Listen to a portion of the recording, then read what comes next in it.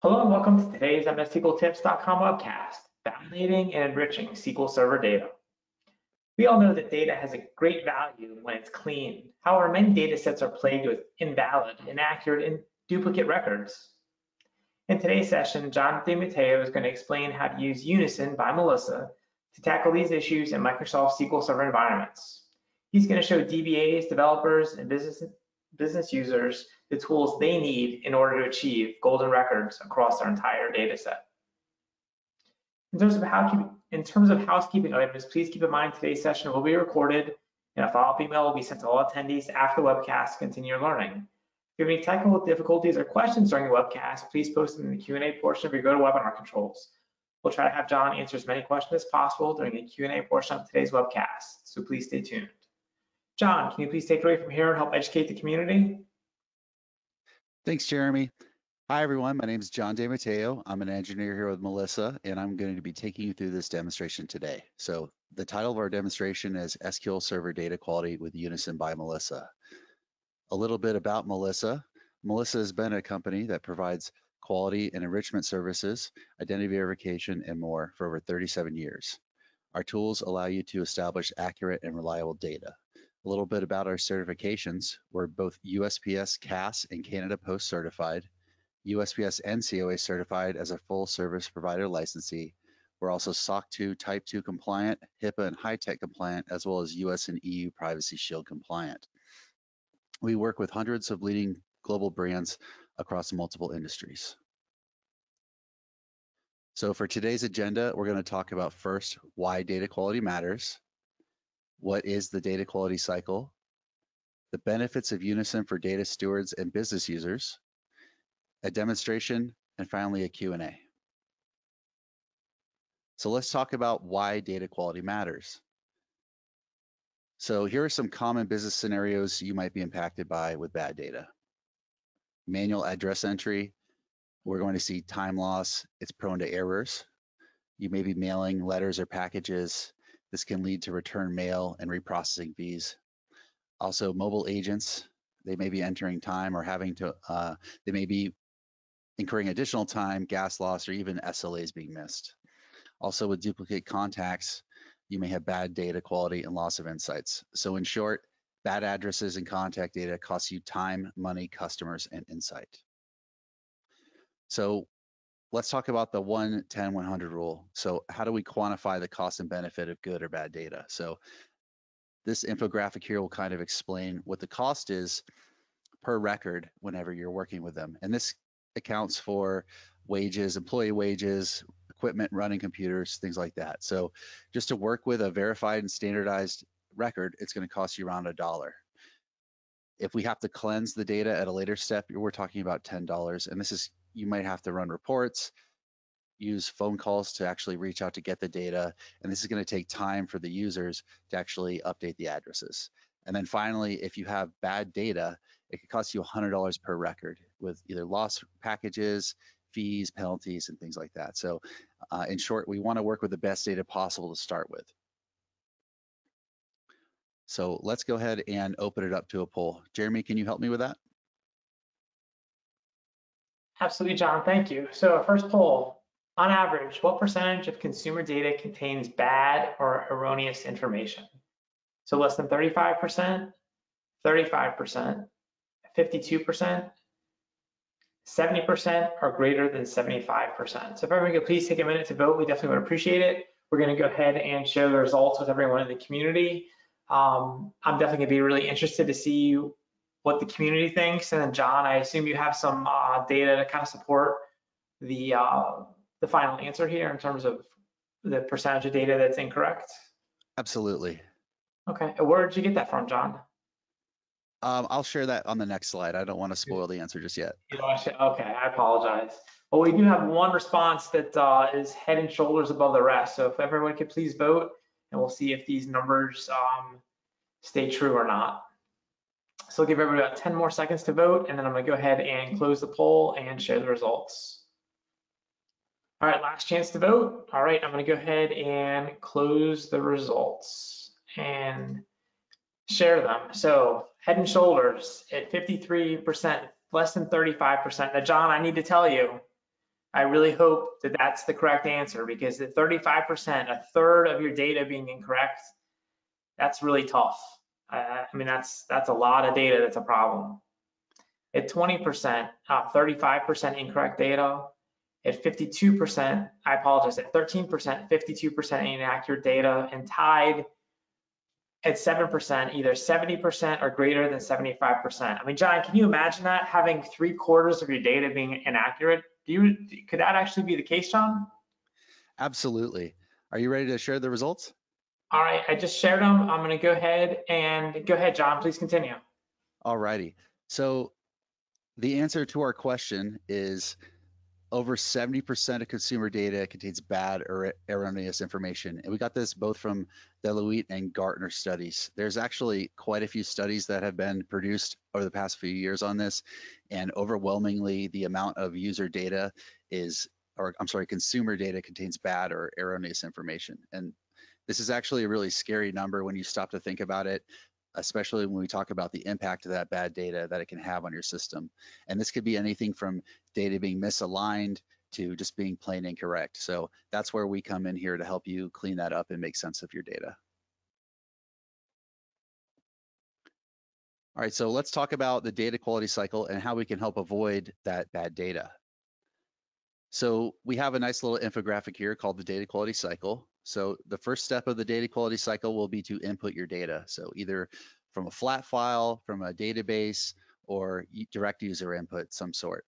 The next step, we want to profile that data. So in order to make sure we're not running into that 70% or greater number, we need to make sure that the data falls into line where it should.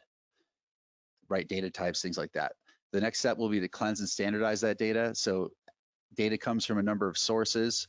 First of all, it needs to be clean. So we need to make sure that the data is accurate and it's good data. And then two, we need to standardize that data. So if it comes in different formats, the output is always the same. Finally, we need to check and verify the results of this data to make sure everything looks fine. Then we're going to enrich and update. So if there's anything else we can add to the data, correct, then this would be the step we do that on. And then the sixth step would be fuzzy matching. So a lot of times there might be duplicates in the data. We need to make sure that we can match those records together. And the best way to do this is using fuzzy algorithms. You could do one-to-one comparisons, but it just falls short really of using fuzzy matching. The seventh step would be to merge that data and consolidate it. So when we have duplicates, we have to identify first which is the best record, and then we have to have a strategy in place to actually merge that data together. And then finally, we need to monitor the data as it goes through our system and becomes live. So let's talk about data quality for data stewards and business users in Unison. So a little bit about our platform.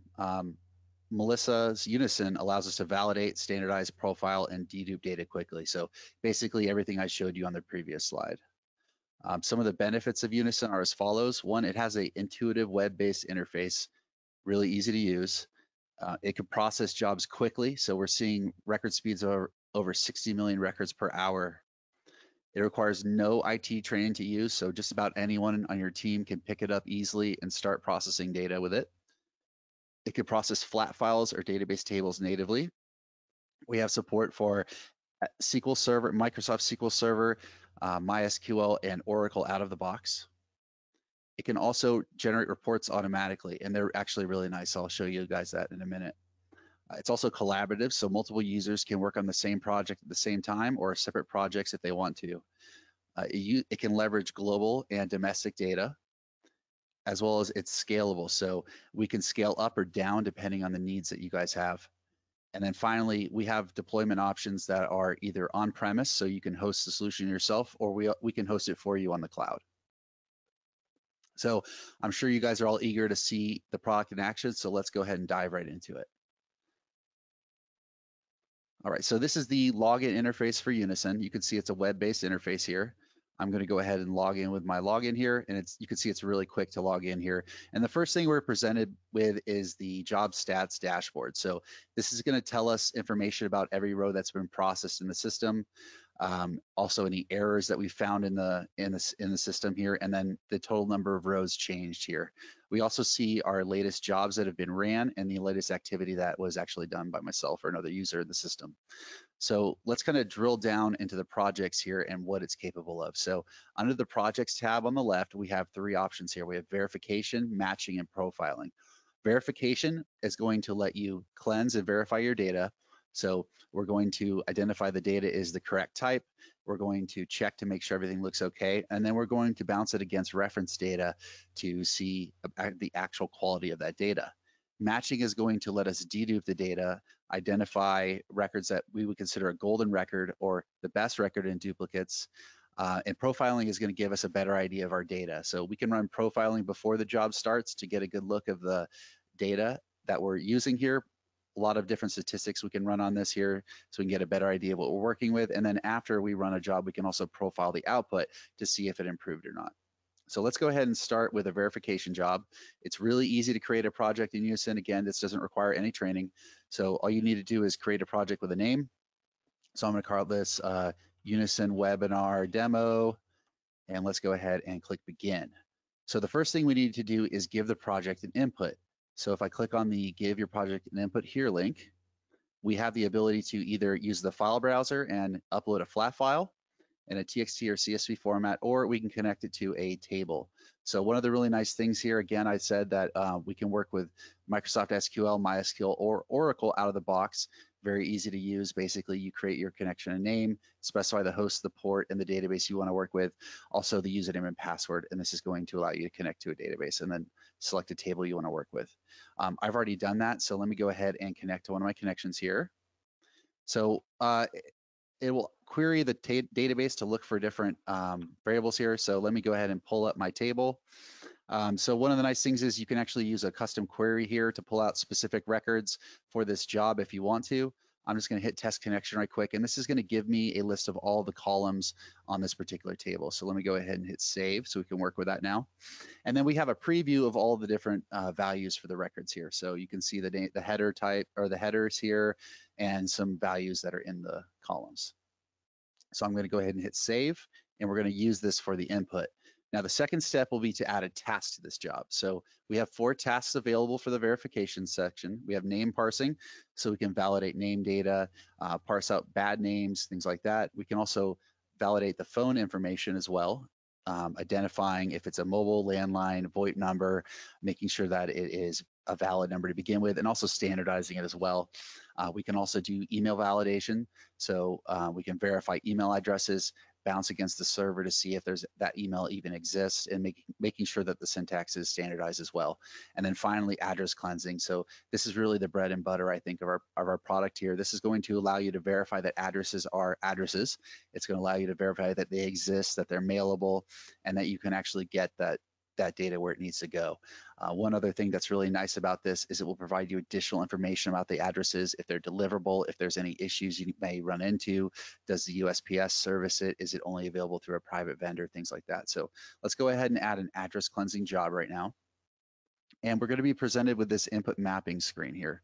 So it's really easy to use. Basically, you just click on the field here and you select which of your inputs we defined earlier that you want to map to the field here. So I'm going to go ahead and start mapping this up. And it's as easy as that. That's all you need to do to really set up your inputs here. So for outputs, we can, by default, it's already going to have a number of outputs selected here. So we can see like last name, company, address, all that good information here. If I want additional information, so parse address fields, perhaps I want to generate my own mailing label, we can actually pull the data out from the address itself into individual fields like address range, street name, and things like that. We do include additional address information. So if you want to get city abbreviations, delivery indication, delivery point checks, carrier routes, all sorts of good stuff. Address type code is probably one of my favorites here. This is actually going to tell you the type of the building that it is. That way you can know if you have a house or a building that you're mailing to. Also, we have a delivery indicator, which is going to tell you if it's a residence or a business. We can also geocode the address as well, so we can provide latitude and longitude, county level information, congressional districts, time zones, all that good data, as well as census information too, if you're interested in that. So let's go ahead and hit save. We're going to use all that data. And we're going to add another task too here. Let's go ahead and cleanse our email information as well. So we're going to add the email here. This one's a little simpler. There's not too many outputs here. Basically, we can validate the email here and standardize it. We can also parse out the mailbox name, the domain, the top level domain, and the description, as well as a series of result codes that are going to come back. And finally, let's go ahead and add a phone cleansing as well. So I'm going to go ahead and map my phone here. And similar to email, not a ton of information coming back here in the mapped columns, but we can parse out and standardize that phone number and then break it into individual pieces for you. If we have the data, we can actually locate information based upon the phone number. So we can provide latitude and longitude based upon where the phone number is registered, get you the city and state where the phone number is registered, as well as county information as well. All right, so let's go ahead and add an output now. So for this particular example, I'm just going to go ahead and output straight to a flat file. So when you're working with flat files, you can choose the extension if you want to enclose the data with a text delimiter, a text qualifier, or you can use a series of delimiters here for your data. I like tab delimiters myself. Also, we have the option to compress this output file if we want to. So we can either use gzip or zip. I'm not going to compress right now. We have the ability to include headers or timestamps, as well as filter what sort of records come out of this. So we could have full matches, or we could even generate our own custom string here if we want to, using regular expressions. We do have the option to write to a table as well. It would use the same connection if we wanted to do that here. So for the output fields, we have the ability to select what fields come out in the data. So in this case, the ones in blue here are going to be our input columns. We call those pass-throughs. Basically, it allows you to pass the input data along with the output. That way, it's easier to use for data stewards or someone along the line to actually make sense of this data. All the columns in red are going to be from our address task. The green columns are going to be related to email. And then the orange are going to be related to the phone task. So let's go ahead and hit save. So now we can go ahead and run this job, and you'll see just how quick it is. So this is around 1,000 records here. And you can see it's going to queue up the job, it's going to start running the job, and it's going to process it. Since we're doing a multi-step process, it may take a little bit longer to process, but it should be pretty quick to get it going here.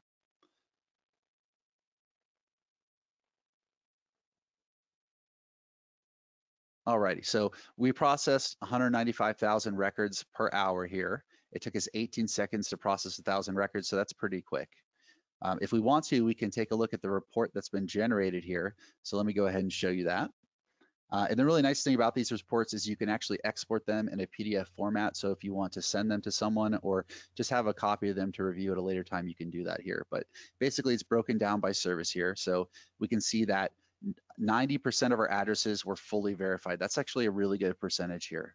42% of those addresses were a street level match, meaning we matched to the actual address, but there may have been required pieces that were missing, such as a subpremises or a suite or apartment. And you can see the breakdown of the other addresses here. 48 of those addresses, the USPS does not deliver. Only one of them is only deliverable by USPS, and 3 of those addresses had extraneous information. So these were kind of bad or bogus records. We also have change codes. So if any time the data that you're sending to us for processing changes, we want to let you know that that happens. Data quality is very, very important to us, and I'm sure it is to you as well. So anytime the data changes or is appended, we're going to give you information about that. Also, we're going to break down any errors that we found here. Excuse me. So in this particular data set, we found 9 bad postal codes, 14 unknown streets, 2 mismatches. So the data was mapped incorrectly, or it came in incorrectly, and then missing requirements were 8. As well as we will break down the level of geocoding that we're able to do. So we can geocode to rooftop level, which is basically the centroid of the parcel itself, which is the highest level of accuracy here. We also have interpolated, where we don't have the shapefile information, but we can estimate it based upon the data we have in-house. So similarly with email, we can also verify if they're valid or invalid, syntax errors if we don't find the domain, or if the mail server is just plain not responding. Similarly with phone numbers, we can return information about this, and it looks like all my phone data was bad here, so that was a bad example. But if we had other information about this, we could actually return that information to you. So let's go ahead and see how matching works. So I'm going to go ahead and click on the matching tab, and I am going to look at the job that I created earlier here. So matching is actually pretty easy to do. Basically, you create a project title that you want to work with, and then you're going to specify an input. So I'm actually using the output from the previous job I ran today as my input. But basically, the way this works is you're going to specify an input either from SQL or from a flat file. And then you can map whatever fields you want to. So by default, the fields are going to say pass through only. This means we're not going to match or dedupe on these. What I've decided to do for this job is match on the address. So I've clicked these and used them for matching. On the right, we can specify a data type that we think this part of data is. For instance, these are all address data types. We have city, state, and zip. We also have an email data type as well that we're going to dedupe against, as well as a phone number. So once we've got that, our mapping set up, we can go to the next step, which would be our configuration. So under the configuration for deduping, we can actually specify what type of algorithm we want to use for this type of data. For addresses, it's typically best to use exact matching. However, we can use a number of different fuzzy algorithms if you want. I don't have time to go through each and every one of these, but there are some really interesting algorithms if you want to dig deep into them. Phonetics is a really cool one. This actually will break down the word by the way it sounds and then attempt to match based upon that. But by default, we have a recommended matching method per data type. So if you guys are unsure of which one to use, you could just use the default here. And if you guys really want to get deep into it, you can use the advanced matching logic here to specify multiple rules. So you can basically say when a match is successful based upon one or another rule here if you want to, and then you can really dive deep into this if you want. Anyways, so that's the match setting. So finally, we're going to finish up the job here. So we can specify two main options here. One is survivorship. So when is a record allowed to survive or make it through? So for instance, if I wanted to have an address, I could say, if there's a duplicate, I could say, okay, the first non-blank data is the one that's going to survive, the longest string, shortest string, the most frequently occurring, or any combination of these here. So let's go ahead and remove that and hit done. And then we can also adjust golden record rules. So a golden record basically is what is the best record in my data set? How do I select that here? So we have a number of ways we can prioritize this.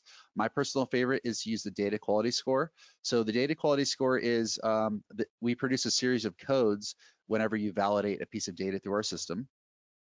And you can tell it which field you want to look at here. And basically you can specify either overall quality score, address, name, phone, or email quality score here. And that's going to say, okay, if there was any errors, or basically pick the best record from the duplicate group as my golden record. If we wanted to, we could specify where they came from as a source, the last updated record, or the most complete record as well. So let's go ahead and take a look at this result here. So I am going to go here, and I'm going to review my result here. So the way it breaks it down is it's going to identify unique records here. You can see in this group there was only one match, so this is considered a unique record. For duplicates, we're going to see multiple matches here. And if we hover over it here, the MSO2 is actually going to be considered the golden record here. You can see this Y over here. So basically it found these two records were duplicate, and it selected the first record here as the primary. And if we scroll over, we can see a little bit of information about this. These records are very, very similar. In fact, they look exactly the same to me. So in this case, we identified the one that was the best here based upon our golden record rules. But this is basically how matching works. It's very easy to use. It can be as simple or as complicated as you want it to be, but for the most part, if you use the standard settings, it's actually really, really easy. And just like the other verification job I showed you, we can actually generate reports on matches. So how many total records we had, how many golden records or unique records do we find, what was the largest group of duplicates. So whenever we find duplicates, we're going to group them together. If there was 4 duplicates, we would group them all in one group of 4. We can also see our algorithm match score. So in this case, we had 100% algorithm match. So that was really good.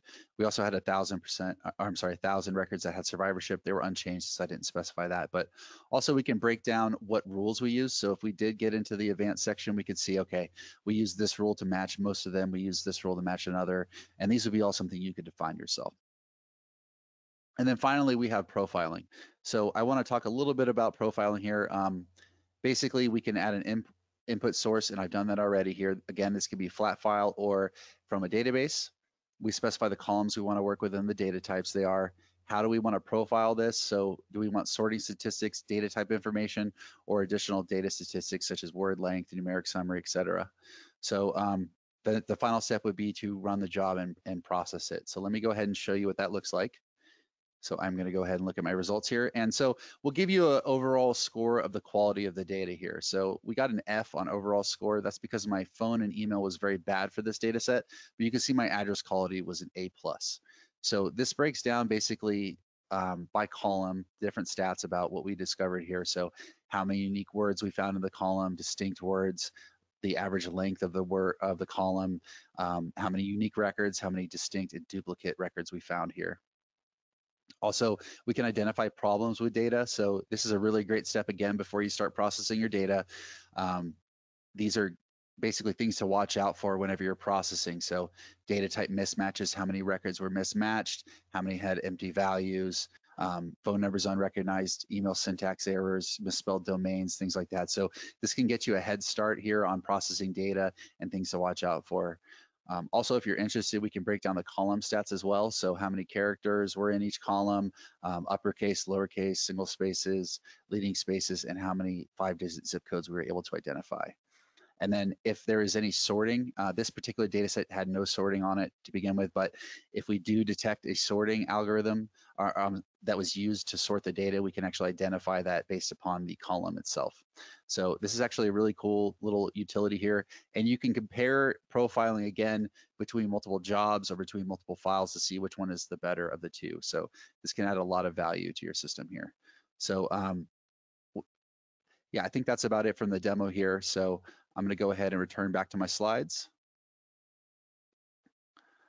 So let's talk a little bit about where to find the app. So if you guys are interested in actually getting a demo or downloading this yourself and installing it, you can actually reach out to us at this link here, fill out the form, and one of our salespeople will be in touch with you. So at this time, I'd like to open up the questions. All right, great. We do have a couple questions. I'm going to push out a poll as well, John. So let me push that out first, and we'll start going through some questions. So would you like to learn more about Unison's data quality solutions? Yes. A free trial? Yes. Personal demo? Yes. Pricing? Yes, but not right now, or not at this time. So if everybody could please take a minute to vote, definitely would appreciate it. In terms of questions, I have a couple clarifications just want to get, and then we'll dive into some questions. And if anyone in the community has any questions, please jump in. So John, one of the clarifications was that when you walk through one of your original demos, that you went through an output to a flat file, but there is also an option to output to a database, correct? That is correct. We can output to SQL databases, so Microsoft SQL, MySQL, as well as Oracle. Okay, perfect. So thank you for that clarification. The other clarification was about how do you know what changes are being made from the input to the output? For example, if data changes from Jimmy to James or BLVD to Boulevard, could you just kind of explain the error codes and result codes just one more time, please? Sure. So we produce a series of codes. Anytime data changes, we're going to tell you what that data is that changed, so that way you can identify the column that actually had the change produced on it. So if the address street name changed, we'll produce a code for that.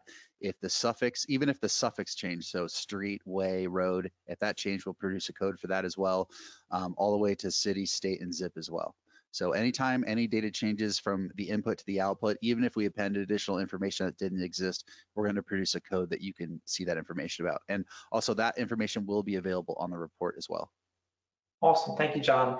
I'll just remind everyone, we do have a poll up right now related to getting some additional information about Unison. So if everyone can please vote, definitely would appreciate that. Another question, John, was related to the actual usage of Unison. So is Unison intended to be like a single user application, or can actually a team or a department use this such that maybe one user sets up one set of projects for maybe one client or one partner, and then another person in the department there again is verifying data, and then maybe they set up a separate set of projects? How does that work? Sure, that's a really great question. So the system is designed to work with multiple users. You can work with just one user if you want to, but it's designed to have multiple levels of users. So administrative users, data stewards, and even users who can only view the results. So multiple users can actually collaborate on the same project at once or work on separate projects at different times. Okay, cool. And then in terms of the data sets for specifically for Unison, is it just for the United States and Canada, or is it international countries as well? So we support over 250 countries globally, worldwide. If you want more information on that, we can include information after the presentation, but we do support both US, Canada, as well as 250 countries around the world. Okay, awesome.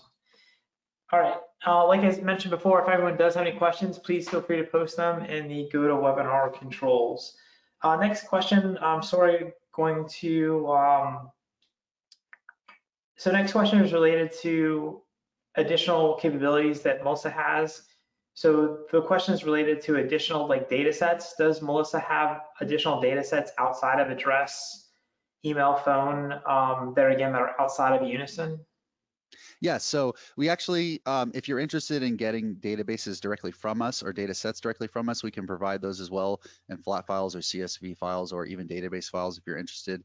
We do have a whole suite of web services that you can leverage as well as on-premise APIs outside of the scope of what we showed here, all the way from identity verification to real-time phone and email verification. Okay, great, thank you.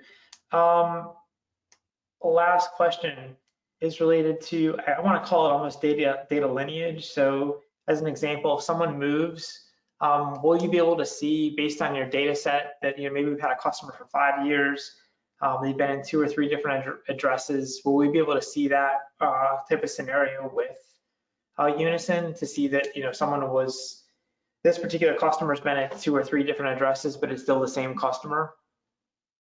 Sure. So we actually do have that ability within a few of our web services outside of Unison at this time. So Smart Mover is a NCOA licensed application that can identify moves based upon the user, and it is NCOA certified. So if you're planning on doing a mailing or bulk mailing, you can actually get discount from the USPS for using that. But if you're looking at identifying specifically within your own database records where a user has moved, the profiling should be able to identify that for you.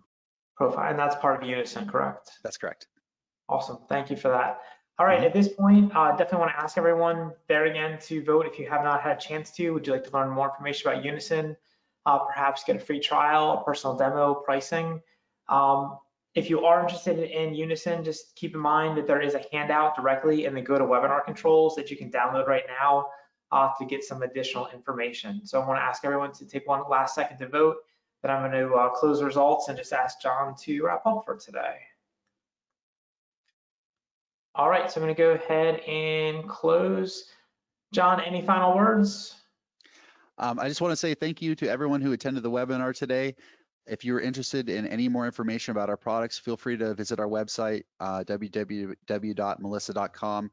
We have a whole host of different APIs and web APIs that you can utilize, and everything that I've showed you here in Unison today is available outside of Unison as well as a direct-to-consumer API. So we look forward to hearing from you guys and look forward to feedback. Awesome. Thank you so much, John. Really do appreciate your time today. I want to thank Melissa for sponsoring today's event. Just want to make sure everyone from the community knows that today's event is being recorded. We'll be sending out some emails for you to check out the archive and get some additional information here about Unison. So this is Jeremy Cadlick. Have a great day, and please tell a friend about MS SQL Tips. Thank you.